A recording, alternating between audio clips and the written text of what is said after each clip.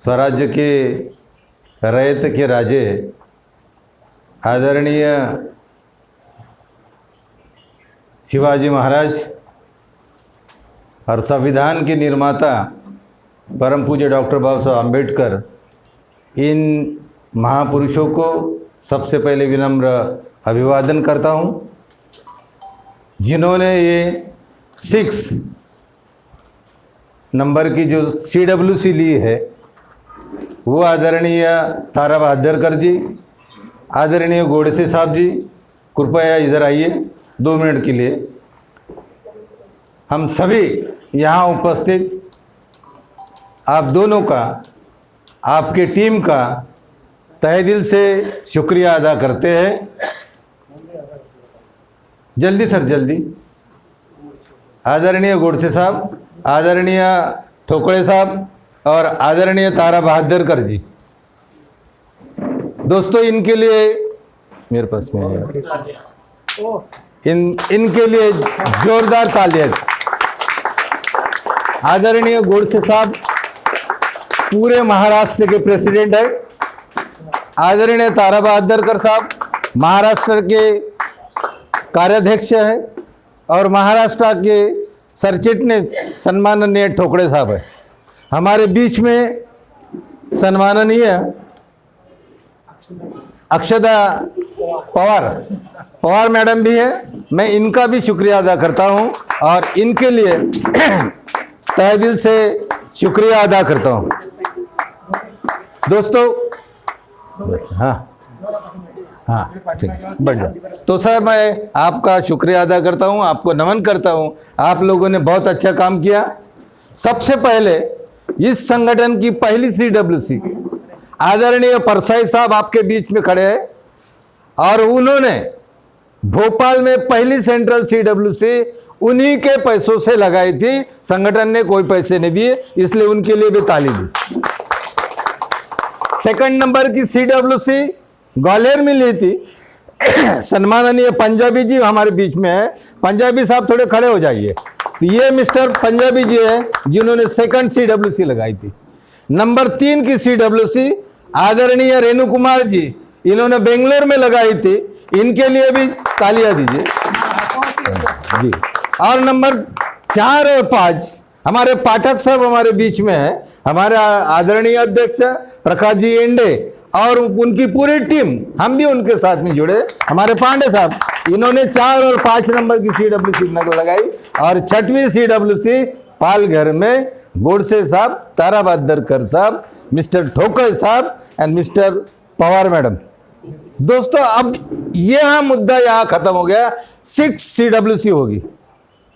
अब आप यहां से शाम को 5 बजे के बाद में जाओगे, हर स्टेट में जाओगे। मैंने 20 स्टेट के लोगों को इनविटेशन भेजा, उसमें से 18 स्टेट के लोग यहां पर आ गए हैं। 18 जिले के लोग यहां, 18 स्टेट के लोग आ गए। अभी आपको बताना है जाके आपने वहां से पालघर से क्या लाया। जी सर, बस मैं शब्द सुमनांनी त्यांचं स्वागत करतोय। Okay, thank you sir. तो सर आपको जाके बताना है कि आपने आज के सेंट्रल शेड्यूल से क्या लाया है। जो भी दुश्मन है, मैं दुश्मन के इसमें बोलूंगा, उसके लिए कोई जिम्मेवार नहीं, उसके लिए ओनली फॉर जिम्मेवार मिस्टर डोंगरे। यदि वो शख्स को मैं अपने संगठन में नहीं लाता तो वो आज नेक्स्ट ऑर्गेनाइजेशन खड़ा नहीं कर सकता था। मैंने एंडे साहब के आदेश का फॉलो नहीं किया, मैंने उनको इग्नोर किया, मैंने अपना वीटो यूज किया, क्योंकि वो मिलिट्री का आदमी है। वो देश के लिए सेवा करता है, वो देश के लिए ईमानदारी से सेवा करेगा करके मैंने उसको एंट्री दी और वो हमारे सर पर बैठ गया। ये मेरी गलती हो गई। मैं आज भी एंडे साहब का उसके लिए क्षमा मांगता हूं, मेरी गलती हो गई। वो उसमें पांडे साहब और हम दोनों गलती की। अभी जो रहमान साहब बोले वो ये बहुत तहे दिल की बात बोल दी कि अब क्या बताओगे। 10,000 11 से लेके तो 10,000 अभी 22 आ गया, कुछ नहीं पाया। सर मेरे पास में रिकॉर्ड है कि वन फ्लैग वन संगठन। संविधान के निर्माता कहते हैं एक झंडा एक संगठन। कितने झंडे सर, कितने संगठन है? हम 3 अगस्त को जब भूपेंद्र जी यादव से मिलने गए, मिस्टर पांडे साहब, तड़स साहब एमपी और मैं, जब हमने भूपेंद्र यादव से बात की तो भूपेंद्र यादव ने किया कि आपकी संगठन कितने हैं? तो 3 संगठन। भारतीय मजदूर संगठन 5,000 रुपये मांगता है, राउत का संगठन 7,500 रुपये मांगता है और आपका संगठन 9,000 रुपये मांगता है। क्यों?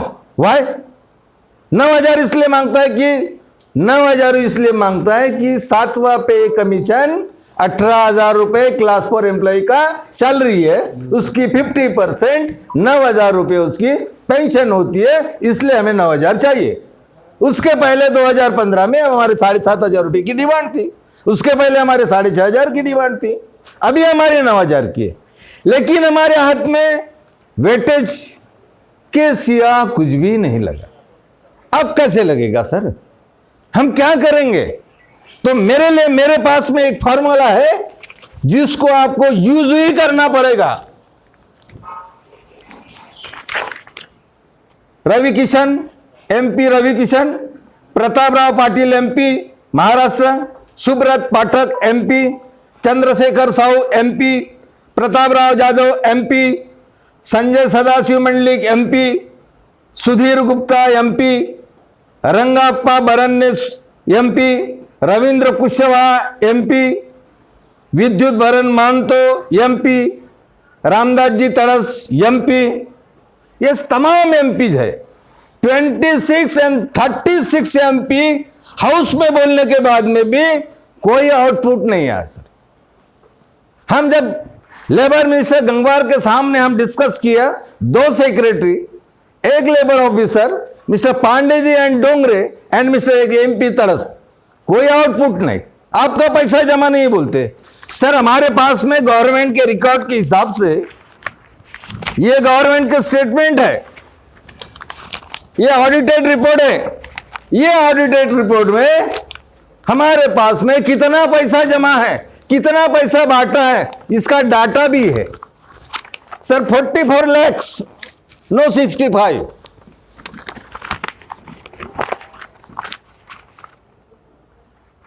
22-21 का डाटा है।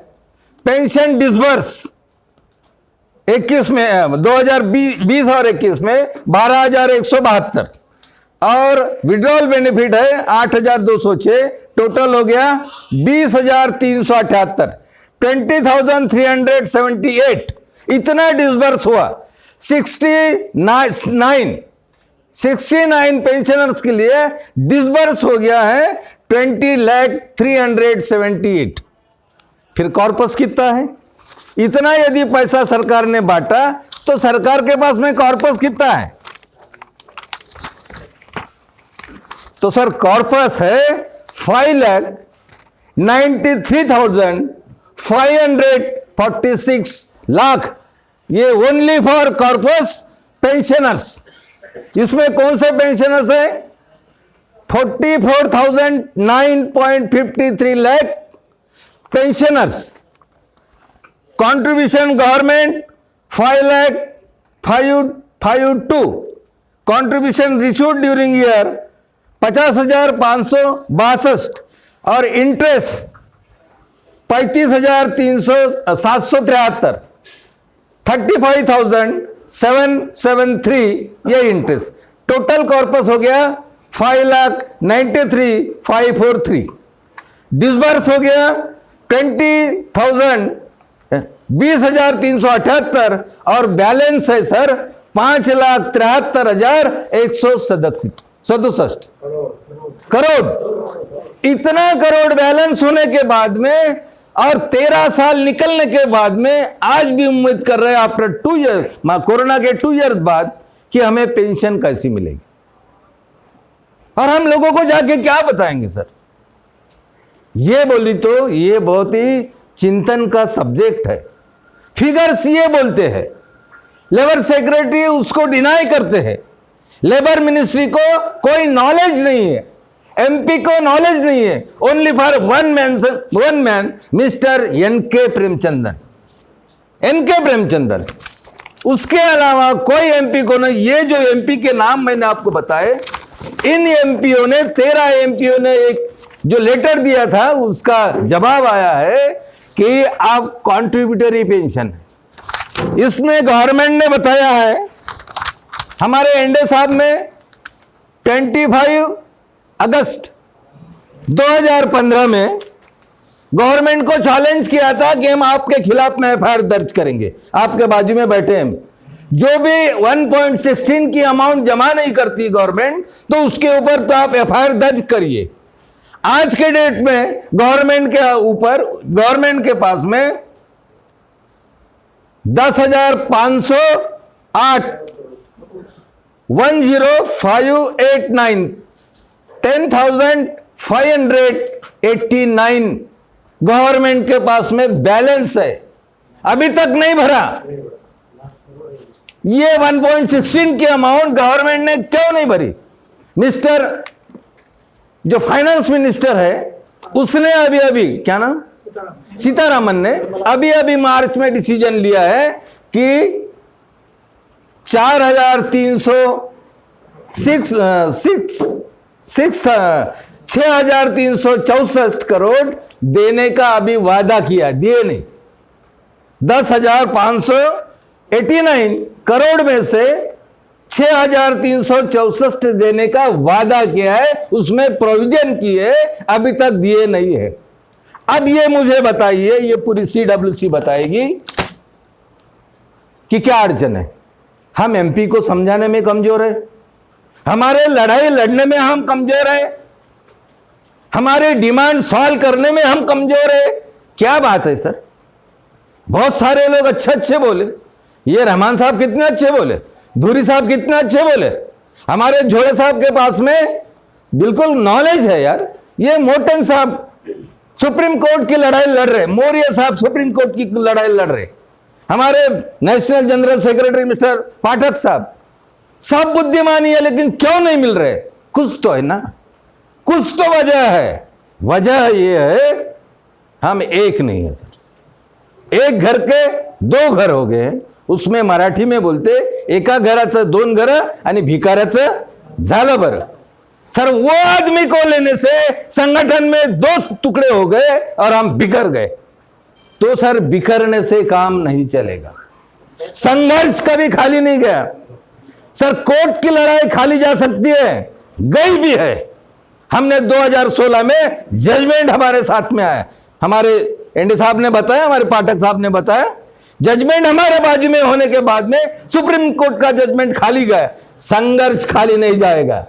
लड़ाई करोगे बिल्कुल जीतोगे। शिवाजी महाराज जीते, इतिहास है इंडिया का, और वो लड़ना होगा आपके लिए। आप नहीं लड़ोगे तो कुछ नहीं कमाओगे। वो लड़ाई लड़ने के लिए आप सभी मेरे साथ में होगे। मेरा बाईपास हो गया, मेरा एंजियोप्लास्टी हो गया, अब एक ही बाकी है, मरने का। लेकिन जब तक पेंशन नहीं मिलेगी तब तक नहीं मरूंगा, नहीं मरूंगा। और ये मेरा वादा है कि हम संघर्ष करेंगे। और मैं यहां बच बैठे हुए मंच को ऐलान करूंगा कि संघर्ष सर तगड़ा होना चाहिए।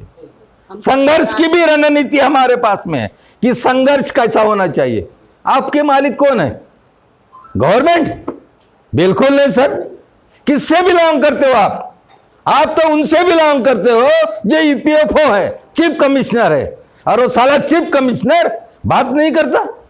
मैं मिस्टर गुरमुख सिंह साहब जो अभी कनाडा में है, हमारे महारथी, हमारे मसीहा परसाई, क्या नाम सर उनका, कोहली साहब, वो हमारे मसीहा है। मैं मसीहा साहब से मिल के आया, कोहली साहब से मिल के आया, हमारे गुरमुख सिंह से मिल के आया। और गुरमुख सिंह साहब उनके वाइस प्रेसिडेंट, आपके वाइस प्रेसिडेंट कौन है? खेम सिंह, मोटन साहब, मौर्य साहब, दिल्ली के ईपीएफओ ऑफिस में मैं था, हम लोग गए, हमको वापस भेज दिया। और पांडे साहब और मैं जाके दरवाजे को लात मार के अंदर गए। वर्मा साहब खड़े हो गया, आप अंदर कैसे आए? हम इसलिए आए, हमने 1 मंथ नोटिस दिया। नोटिस के ऊपर आपको डिस्कस करना होगा। फिर कैसे डिस्कस किया सर? तो सर लात मारे सिवा डिस्कस नहीं करते, वही आपको यूटिलाइज करना होगा। आप जितने 18 राज्यों से लोग आए, 18 राज्यों को अंगार लगाना होगा। जब तक नहीं लगाओगे ना तो कुछ नहीं होगा, कुछ नहीं होगा। और वो 18 स्टेट में मैं आऊंगा, मैं भूखा रहूंगा, टिकट देना पड़ेगा। ये टिकट नहीं देती मुझे, मैं मुंह पर बोल रहा हूं। मुझे आने जाने की टिकट दीजिए, मैं खुद आऊंगा। और दिल्ली में जो एजुटेशन होगा वो अगस्त महीने के आने वाले समकालीन जो है पावसाड़ी सत्र जिसको बोलते हैं, कौन सा सत्र बोलते?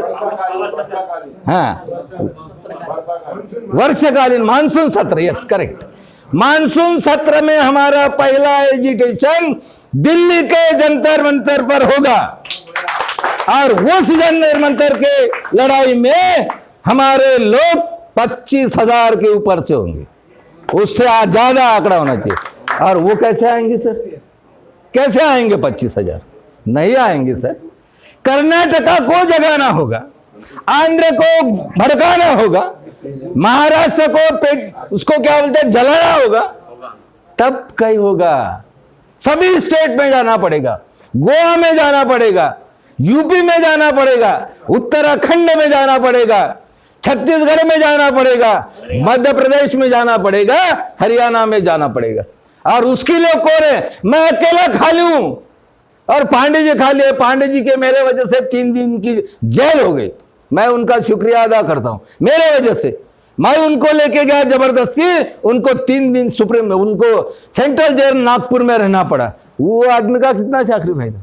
मैं दिल्ली में सीरियस हो गया, मरने के कगार में था, वो आदमी ने मुझे उठा के लेके आया। मैंने बोला मुझे एडमिट करो, एमपी बोले तुरंत एडमिट करो, गाड़ी से लेके जाओ। मैंने बोला पांडे जी मुझे एडमिट नहीं करना, मैं एडमिट करूंगा तो 7 दिन आपको रहना पड़ेगा, आपकी बीबी कैंसर रोगी है, आप मुझे एडमिट मत करो। आप मर गए तो मैंने बोला मरने दो, लेकिन मुझे घर में छोड़ दो। मुझे वो घर में छोड़ दिए, बच्चों ने मुझे एडमिट किया, मेरी हालत सुधारी, 15 दिन में जवान हो गया हूं, अब आपके बीच में हूं। कोई चिंता वाली बात नहीं है। मैंने पहले ही बताया कि मैं मरता नहीं जब तक पेंशन नहीं मिलती। तो इसलिए मेरी आपकी दरखास्त है, जाने के बाद में आने वाले अगस्त में आपको एजिटेशन करना होगा दिल्ली के जंतर मंतर पर। अभी हमारे बीच में बैठे हुए हमारे यवतमाल जिले के जो हमारे दोस्त है मिस्टर हरणे साहब, उन्होंने एक अच्छा सुझाव दिया कि राजघाट से हम रैली निकालें। बहुत अच्छा सुझाव है सर, आपकी इनके लिए भी ताली होनी चाहिए, बहुत बढ़िया है। हम राजघाट जाएंगे, वहां से रैली लाएंगे और जंतर मंतर पर बैठेंगे। लेकिन उसके ही पहले हम दिल्ली के चीफ कमिश्नर ऑफिस के सामने पहले दिन हमारा एजिटेशन होगा। और वो एजिटेशन में मैं वो चीफ कमिश्नर को बताऊंगा, मैंने उसको लेटर लिखा था कि आप नियुक्त होने के बाद में हमें उसको जो अपने पहली मुलाकात बोलते ना वो चाहिए मुझे। तो उसने जवाब नहीं दिया, वो पहले बदल के अभी वो रेगुलर सेक्रेटरी हो गया, अभी कोई लेडीज आई है, उसको मैंने नहीं लिखा। वर्मा साहब से मेरी तो 2 बातें हो गई, वर्मा साहब रास्ते पे आ गए। मुकेश कुमार साहब जिसने एडवाइजरी निकाली उससे झगड़ा हो गया, हमारे साहब थे, एडवाइजर थे हमारे साहब, उसने मुझे काट दिया, मेरे जेब में है। हमारे बीच में बैठे हुए आप जो सम्माननीय जो ब्रह्मा जी साहब, ब्रह्मा साहब के मीटिंग में एक कमिश्नर आया था, वो कमिश्नर को बोला कि आपके सब कमिश्नर चोर है, जहां जाओ वहां चोरी करते हैं। उसको बहुत गुस्सा आया था, लेकिन वो फिर शांत हो गया। ब्रह्मा साहब का वजन उनके उड़ीसा में हर कमिश्नर के ऊपर बहुत तगड़ा है। बहुत आपका बहुत बहुत शुक्रिया सर। क्यों कि जिले को, स्टेट को ऐसे बांधा उन्होंने, हर कमिश्नर के ऊपर उन्होंने वजन तैयार किया। तो ये कैपेसिटी किसके ऊपर है? नेतृत्व के ऊपर है। यदि आपका नेतृत्व लूज है, स्टडीड नहीं है, आप संघर्ष करने के लिए आगे पीछे देखते हो, आप आगे नहीं जाओगे, कभी नहीं जाओगे। आपका दुश्मन आपके सर पर बैठकर सवार हो गया है, झूठे मैसेज, झूठे फेसबुक, और हमारे लोग इधर से उधर, उधर से इधर, जिसकी खाने की सोच नहीं सर। क्या बात है, भूखा है बेचारा। हमारे मेरे साथ में काम करने वाला आदमी मुंह पर टॉवेल ढककर एक बेकरी के सामने भीख मांगता है। मैं पीछे से जाके उसका पल्लू उठा के देखता हूं, क्या बात है सर? सर भूख लगी, पैसे मांग रहे। क्या करेगा ये नौबत? फिर मैं जिंदा रहने की क्या मतलब है? ये जो डायस है ये काहे के लिए है? काहे के लिए है सर? हम अभी तक जो नौकरी में सर्विस में है ओनली फॉर मध्य प्रदेश के सिवा कोई स्टेट का आदमी एक भी हमारे बीच में नहीं है। ओनली फॉर चंद्रशेखर जी परसाई है। किसकी कमजोरी है? किसी के ऊपर दोष देने का जिम्मेवारी नहीं, जिम्मेवारी मेरी है, जिम्मेवारी हमारे डायस की है जो हमारे में कमी है। और यह कमी अभी नहीं रहेगी। आने वाले 22 अगस्त या 7 अगस्त हमारे जो प्रेसिडेंट है ये डेट अभी फिक्स करेंगे, या तो मानसून सत्र जब भी जो आता है वो आपको डेट देंगे। आंदोलन पहला चीफ कमिश्नर ऑफिस के ऊपर होगा। चीफ कमिश्नर के ऑफिस के ऊपर क्या क्या सवाल है?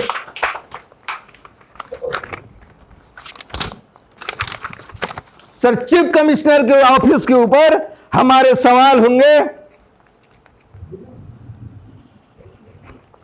कि सीबीटी 230 हो गई, उसके अभी मिनट्स आने के हैं, मिनट्स नहीं आए। इंटरेस्ट हटा दिया, क्यों घटाए? जो नौकरी में है वो चुप है। 44 कानून में से 4 कानून रह गए, फिर भी एम्प्लॉय चुप है। क्या बात है यार? कितना संघर्ष करके 44 लेबर कानून मिस्टर डॉक्टर बाबा साहब अम्बेडकर ने बनाए थे, आप उसको 4 पर लाए हो और आप चुप हो। क्या बात है? क्या वजह है? वजह यह है कि सर ये जो लीडर्स है ना वो लूज है, ढीला है, नो स्टेरिंग। उनको पगार जुगाड़ चाहिए, बस एक्स्ट्रा पैसा चाहिए। ये इससे नहीं चलेगा। तो हमें उनसे लेन देन नहीं है, हमें बहुत काफी है। आज जो 18 स्टेट के लोग यहां पर मौजूद है ये दुनिया को भारी है, ये देश को भारी है। लेकिन अपने को आपको पूरी ईमानदारी से काम करना।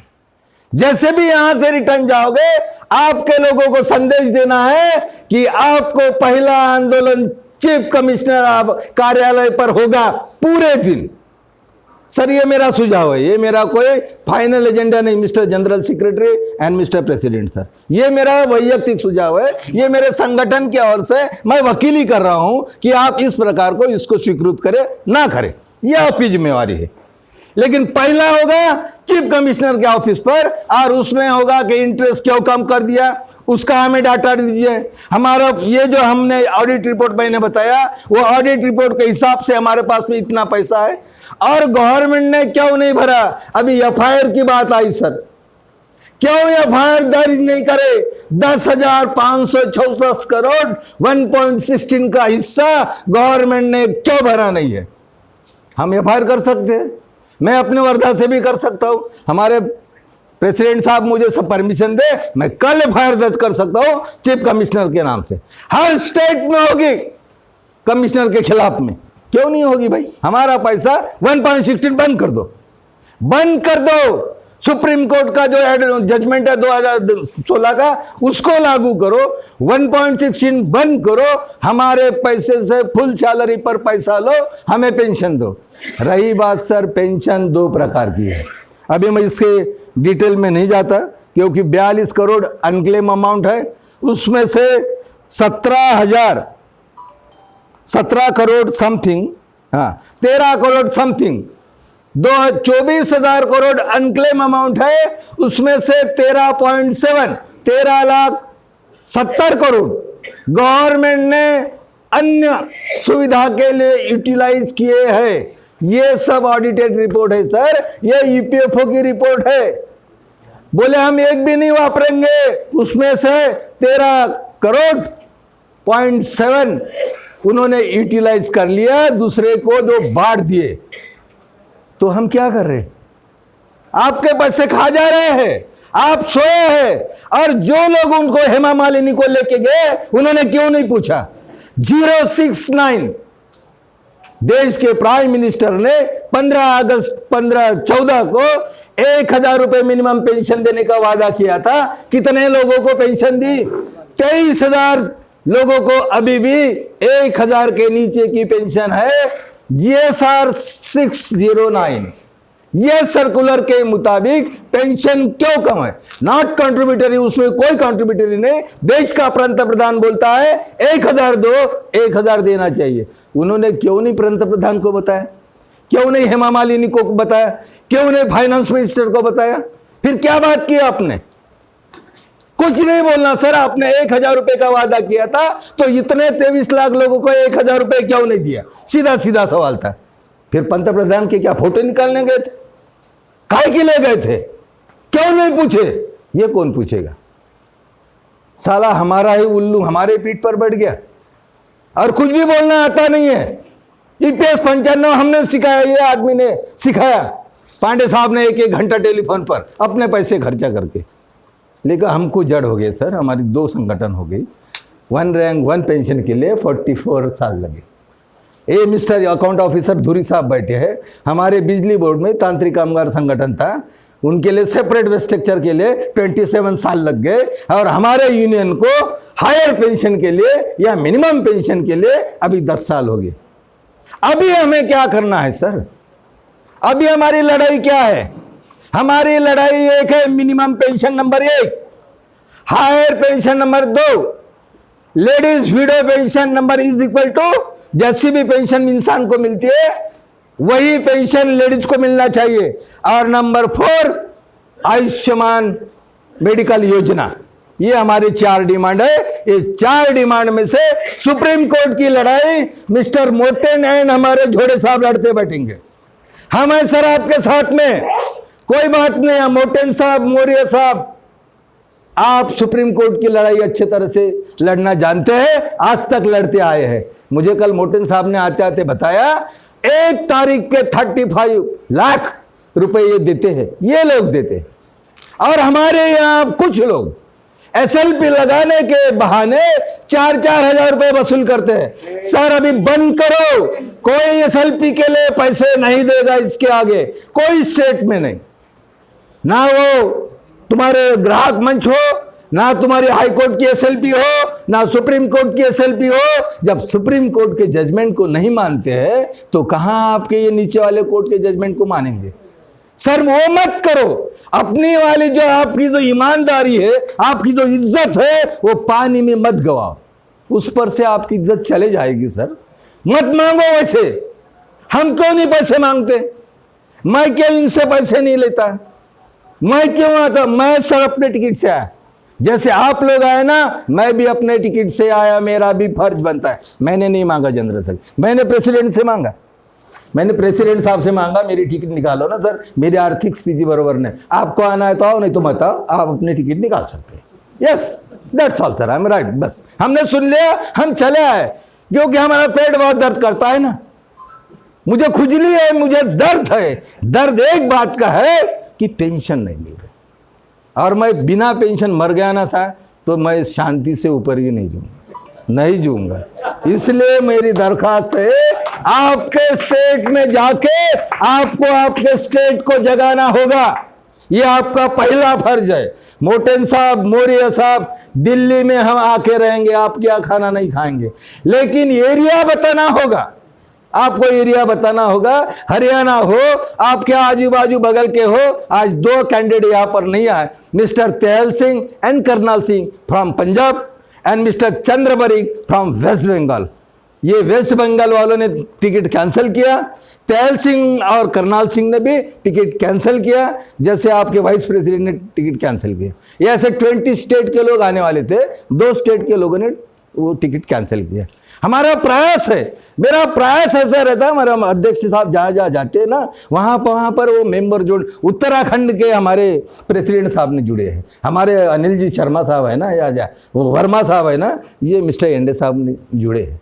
तो बहुत उपलब्धि है, अच्छे लोग यहाँ पर आए हैं। आंदोलन के सिवा दूसरा कोई ही रास्ता नहीं है।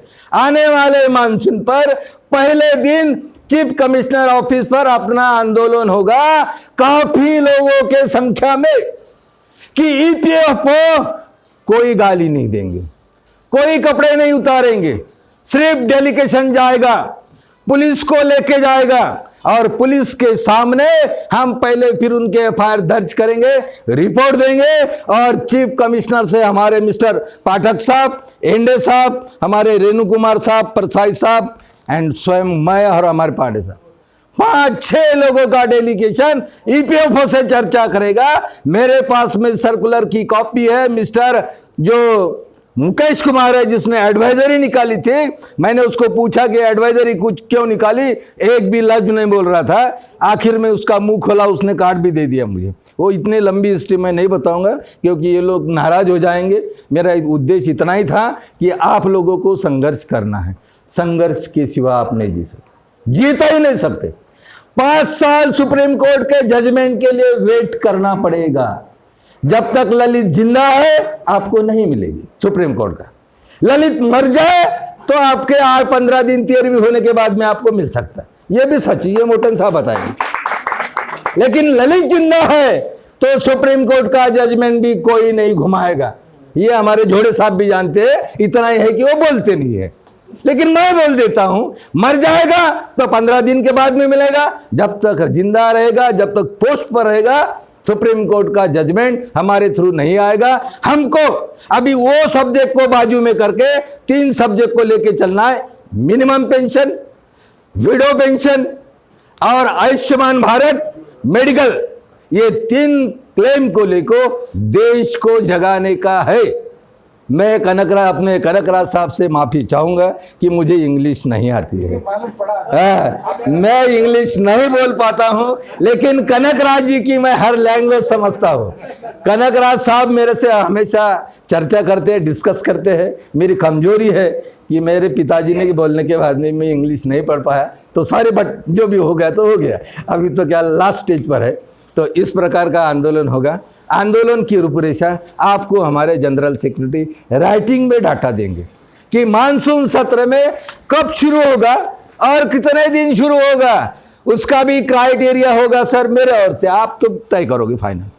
पहला तो चीफ कमिश्नर के लिए गया, दूसरा राजघाट से आपका यहाँ तक आज हम आ गए, जंतर पर मंतर पर आ गए। और अब जुड़े कितने हम 18 स्टेट, फिर 18 स्टेट के 18 दिन संघर्ष करेंगे, 15 दिन संघर्ष करेंगे, 10 दिन संघर्ष करेंगे, कितने दिन करना है।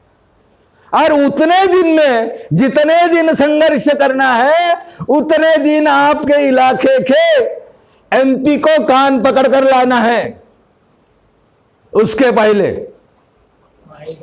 और अभी जो ये चालू है अभी अप्रैल, मई, जून, जुलाई और अगस्त, 3 महीने बैलेंस है। 3 महीने में पूरे देश को आपको कन्वे करना है, कन्विंस करना है, उनको जागरूक कर रहा है। भोजे साहब है यहाँ? कहाँ है भोजे साहब? नहीं है। मिस्टर धूरी साहब, आपको रत्नागिरी और गोवा के तो है, उनको तो सवाल नहीं है। गोवा वाले गए क्या सिट्टे साहब? है ना? गेले कर। अच्छा, तो गोवा और ये हमारे भोजे साहब की जिम्मेवारी है। बाकी स्टेट के जो रिप्रेजेंटेटिव है वो बहुत अच्छे हैं, हमें कुछ भी उनमें वहाँ दिक्कत नहीं है। तो इसलिए मैं आप सभी से दरख्वास्त करूँगा कि मैंने ज़्यादा समय लिया, मैं आदरणीय मंच की मैं उसके लिए सॉरी मांगता हूँ। मैं उनसे अब माफ़ी भी मांगता हूँ क्योंकि मुझे बोलने की ज़्यादा आदत है, लेकिन जो काम का है वो बोलता हूँ। इसलिए यही मैं अपने भाषा को समाप्त करता हूँ। धन्यवाद।